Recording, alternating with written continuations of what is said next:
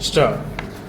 The Planning Commission, as far back as April 1962, nearly 3 years ago, emphasized the need to make a thorough investigation into this question of developing agro industries and not merely make an investigation but also suggest various measures which should be undertaken immediately for the purpose of developing our rural industries and our rural economy based on agriculture so that the acute problem of unemployment and underemployment in our rural areas may be fairly and effectively tackled.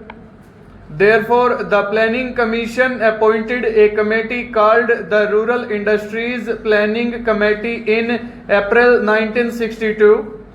It was a very high power committee consisting of the Deputy Chairman of the Planning Commission and the Ministers of Commerce and Industry and Community Development and the members of the Planning Commission dealing with agriculture and industries. This Rural Industries Planning Committee immediately set up a standing committee for the purpose of keeping continuous vigilance on the development of our rural industries and for the purpose of giving continuous guidance also to the Planning Commission for this purpose. This standing committee considered the entire approach to be adopted and they formulated a scheme for the projects for intensive development of village and small scale industries in the rural areas. I think it is a very remarkable study and survey of the entire problem and I would, if the honorable members so desire, make these schemes of the Standing Committee of the Rural Industries Planning Committee available to them. It deals with the subject from the point of view of objectives.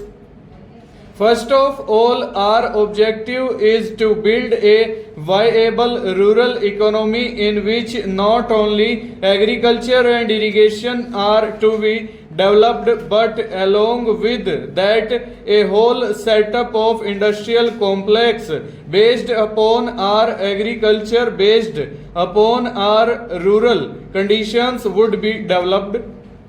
and they would be not merely of the stereotyped pattern of khadi and ambar charkha and so on, but of a diversified pattern for the purpose of producing a viable economy in the villages so that in vast parts of the country, even where agriculture is fairly efficient, where we have a large number of unemployed persons, agriculturists and also non-agriculturists could be given full-time employment.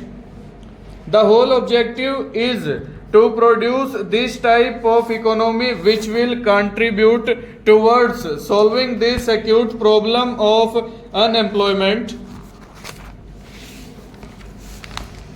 They selected 45 projects and allotted them to the various states, to all the 15 states, and each project covered 3 to 5 community development blocks with a population of roughly 3 to 5 lakhs, so that a fairly substantial population was immediately covered.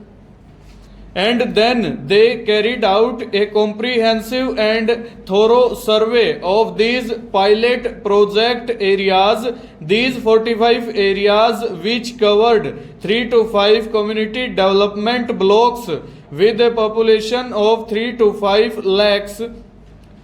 These 45 pilot project areas were selected in such a way that somewhere these areas were such where agriculture was prosperous, and yet there was a large population pressing on the soil which could not be employed either wholly or even partially.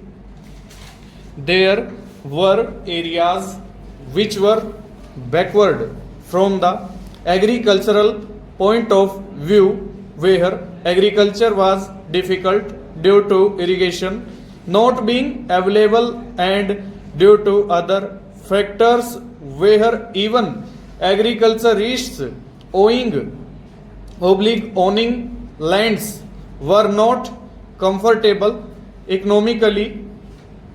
There were the absolutely unfavorable areas climatically and otherwise which were backward and which had to be developed from every point of view, agriculture, industry and everything. They also selected areas from the tribal areas and other so-called backward areas. A thorough survey was undertaken of these 45 pilot project areas because it is no use trying to set up industries or even select the industries which are going to be set up in these areas unless we have a thorough survey of all the economic factors concerning each area selected. It will be appreciated immediately that each area selected will have its own problems,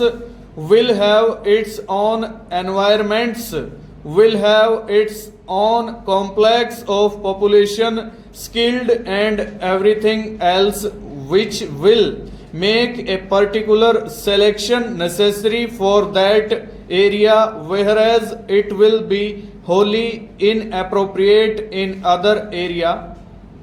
That is why a thorough survey was undertaken. I think Mr. T.N. Singh was then member of the Planning Commission when this was undertaken. They carried out a thorough survey of these areas and the survey continued until July 1963, when we had more or less a fair idea of the problems of these 45 pilot project areas, and then formulation of the program started about the beginning of 1964 after the survey was completed, because after the facts were ascertained the programs had to be finalized, and that took further 3 to 4 months.